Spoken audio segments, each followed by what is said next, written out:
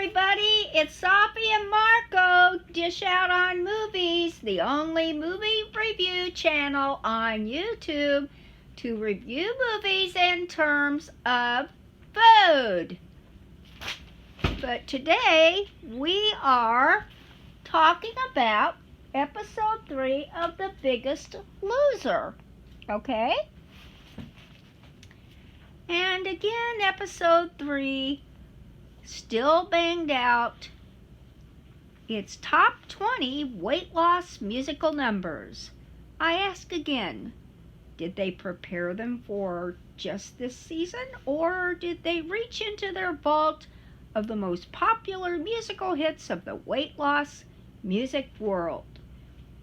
I would say that this was a pretty sparse episode. Not much happening here. The woman who injured her knee is still working away, albeit more slowly and less hard. Any athlete would probably tell her she is insane. Another thing I noticed is that people seem to have plateaued. Nobody did not lose weight. I think on this show that would be a cardinal sin. But 4 or 5 pounds seemed to be the average weight loss. Jim, the oldest man and a coach, who is leaning towards diabetes because of his excessive weight, I believe, lost the most, 10 pounds. Kudos to him. Now, to repeat again, it is unhealthy to lose gross amounts of weight in a week. The normal weight loss in the real world is 1 to 2 pounds per week. Losing gross amounts of weight too fast can strain your heart and a few other things. Just to be clear, doctors are closely supervising these people during their stay in this beautiful New Mexico ranch. At least that's what a message says that appears in the middle of the show. I never noticed it before last night. We watch it after the show appears, by the way. But Marco said it has appeared in every show. Now Marco would like to make a few more observations, and finally I'll return to give up my final review of the day. Marco? Well, I think that this episode is the best in terms of quality of this reboot season. The first episode was so bad that it was good. Like, it was so bad it was just hilarious. Like, you ate yourself into a sickness. And other That's things what like they that. said, right? Yeah, that's what they said. Like, quotes like that just made it hilarious. And then the whole music thing where there'd be just this random tune that would blurt out at max volume with someone saying some stupid inspirational quote like, "You can take on the world!" And then all of a sudden it would just end. And then the show would resume, and it's like, what? And then the second episode was really bad. I mean, it was legitimately bad. It was just not pleasant to watch. And it's probably it's up there in terms of how bad it is with The Alienist and Hannibal season 3. It's not quite Better Call Saul season 4 bad level, but it's up there in terms of being bad. And then this episode, I have to say, it's better. I mean, it's like an average episode, a very, very average episode. It really doesn't have anything new going on. It's not really exciting. It's really kind of dull. I mean, we get a lot of views for reviewing it, which is great and all, but I mean, it's really dull. And you have these trainers who are really dopey. I mean, they're dopey is what they are. I mean, you have the one, and she starts crying at the weigh-in and making it all about herself and saying, "Oh, I don't know what I did wrong. I don't know what I could have done better."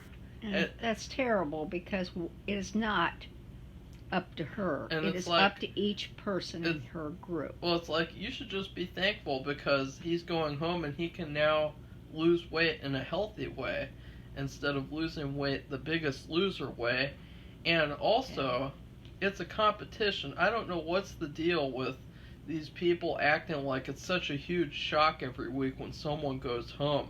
You know, on Hell's Kitchen, people on their own team, they would sabotage their own team and force a person on their own team to go home, and they would be like, yeah, I'm glad my own teammate got sent home.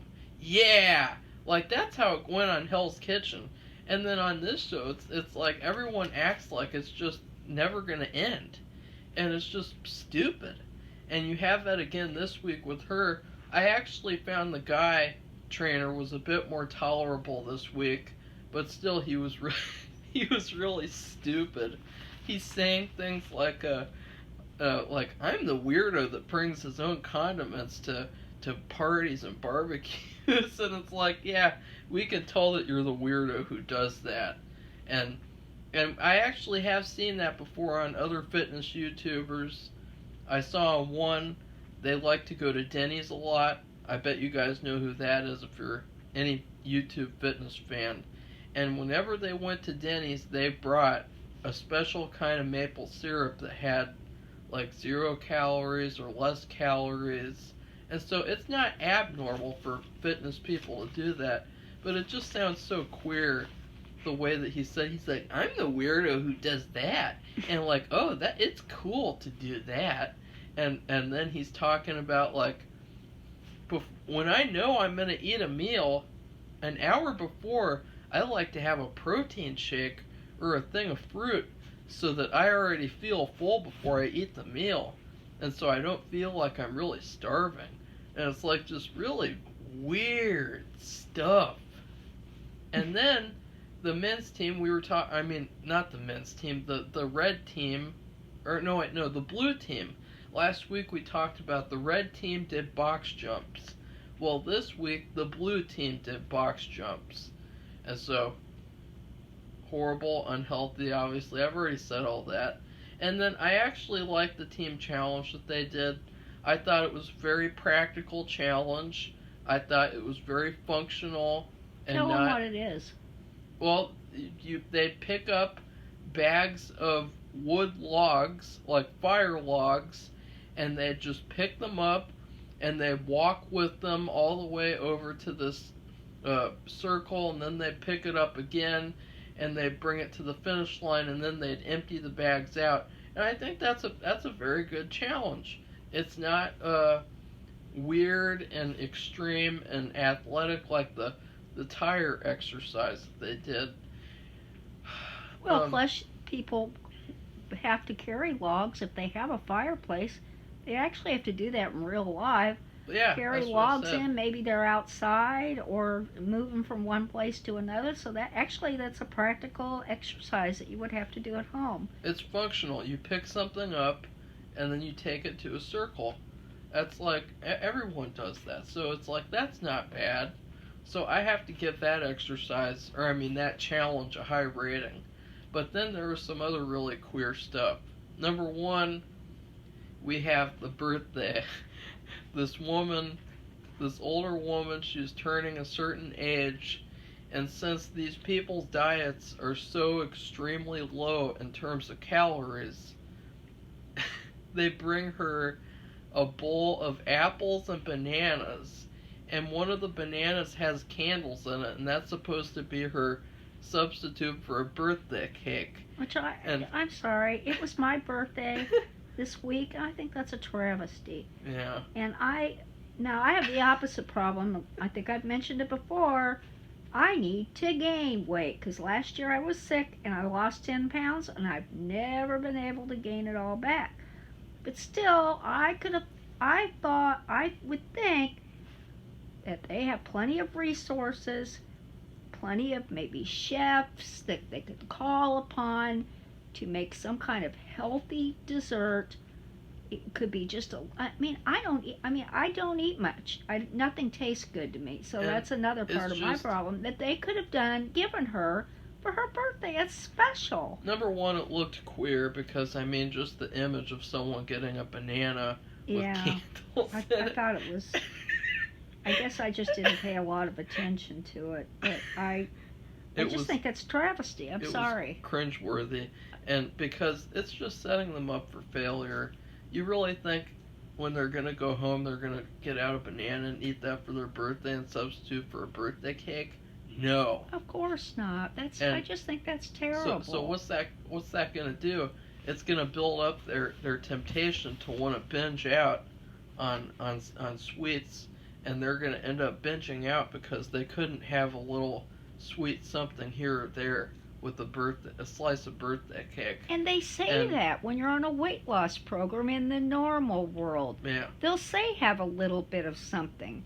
They even had this weight loss program this fall or summer. I can't remember the name of it, but you would actually for an hour a day eat whatever you wanted, and the rest of the day you were not allowed to do that. Oh yeah, that stupid effing diet thing. Well, I don't know what it was. Is that the thing with the girl making cookies and dancing like a weirdo? Yep.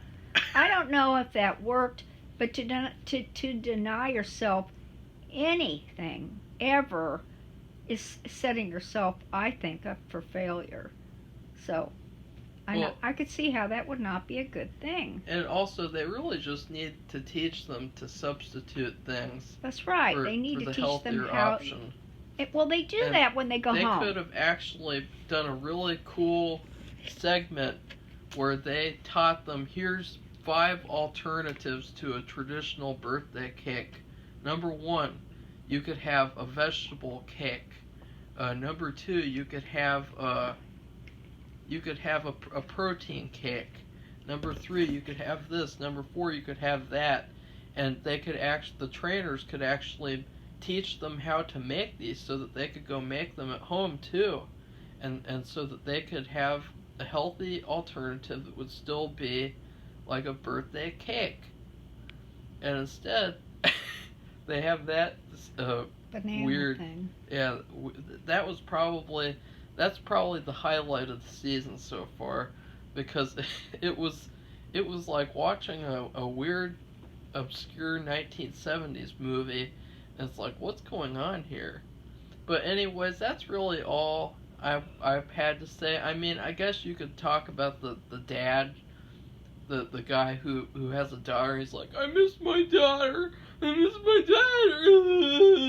daughter. You know, he got sent home this week. Go figure. And it's pretty pathetic because he lost less weight than the girl who has a knee injury. I mean, that's pretty pathetic. Yeah, I didn't understand that. I don't understand that. It's because he's not into it anymore. He doesn't have the motivation. He needs to go home. And so I was glad to see him go home. I think I mean, I don't really care about any of them as people, because they're characters on a show. But I'm glad that he went home so that now he can lose weight the healthy way. Yeah. Safi? All right, well, I just thought the contestants as a whole seemed subdued. But one of them had a panic attack, and I recognized it because I've seen one before in a Red Cross class. It's a little scary for people who've never seen one before, too.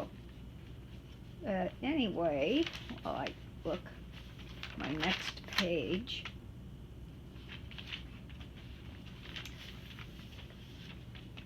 I still think it's better for the contestants to go home. Without the glare of the TV lights and sound equipment in their faces, it might be easier and less stressful to accomplish their goals. A reminder to all is that once they leave, they get a year-long pass to Planet Fitness, a nutritionist service, and a support group to attend. Plus, there is a weight loss at home contest. It's like a second prize, I think. And remember, finally, it is up to them. And I would give the episode a C or a 3 out of 5. Not much going on, and I believe the contestants are at a plateau because things are about to get really hard, and they know it. I give the episode a C as well. I was gonna give it a C plus, but there's just really nothing that positive about it to make me edge toward that C plus. And you have to also remember, I'm rating this show on a different scale. I'm not rating it in terms of all television. I'm rating it in terms of The Biggest Loser quality. It's the same thing with The Walking Dead when I said I'm giving these episodes A pluses, but what I'm really giving it is a C plus on the general television scale. And because this show, it could be a lot better, but this episode is just average. It's just not very good. And you have these two hack trainers who don't really know what they're doing, to the point of where one of them starts having a temper tantrum just a tantrum. You had probably one of the worst trainers on the old series was this tennis girl. She was a tennis champion. She's blonde. She was in charge of the old people, and she could not get them to lose any weight. Oh. But she would still just keep doing the same thing she was doing, because it was like she was like Adam Sandler in Uncut Gems. She just wouldn't stop doing the same thing over and over again. But at least she wasn't having a temper tantrum. At least she was confident about what she was doing. These trainers are so amateur and so poor that they're having tantrums now. And so I can only imagine where it goes from here. Yeah. Well, that's it. That's it, everybody. Goodbye. Bye.